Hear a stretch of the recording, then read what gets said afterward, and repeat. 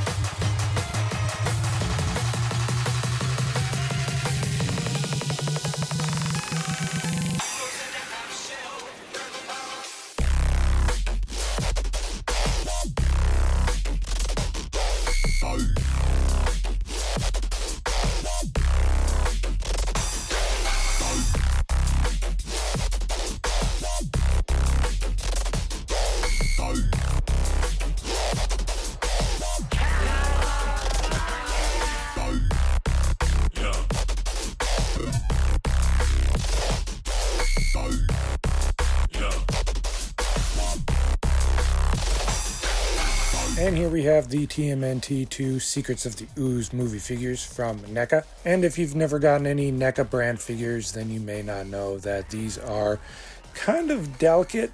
It does say on some of the packaging that they should be heated before you move any of the joints. So if you get one that's particularly stiff, don't force it.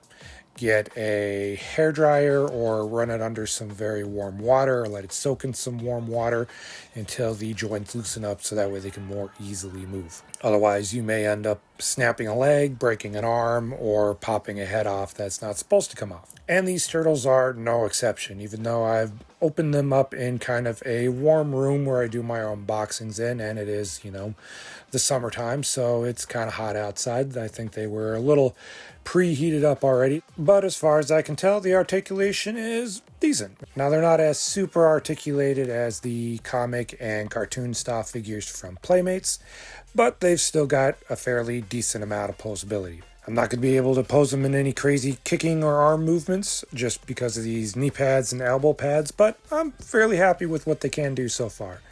I think I'll heat them up a little bit more and see if I can get anything better out of them. But for now, I'm happy with what they can do. The accessories they come with are decent. They each come with, their signature weapons. Both packs also come with extra hands that can be swapped out with either turtle. Doesn't really matter since they're all the same color, as well as plenty of pizza to chow down. The Michelangelo and Donatello 2-pack comes with an extra forearm, and I can't really figure out why.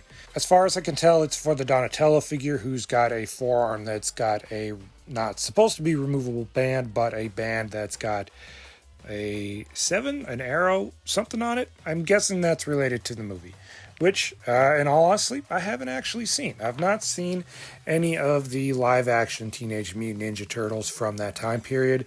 I just really love the look of the characters in those movies, the nostalgia feel to them, and so I was super stoked that they made these figures, and I was finally able to get them when I saw them in store one day. So, are these figures worth the price on the aftermarket? I want to say no, just because I imagine we'll see them repacked or re-released again at some point, and I imagine there's somewhat limited articulation and fragileness unless you spend the time heating them up. Will probably be something that turns most people away from them. I'm fairly happy with them. They're not great, but they're also not terrible. And since they're characters that cross over with everybody from Batman to Transformers and all manner of characters in between, I think they'll look pretty cool up on the shelf alongside other figures from NECA or other brands. Alright, next week's another build video, so here's your hint for it. Let me know what you think it's going to be in the comments below. And until then, stay safe, happy hunting.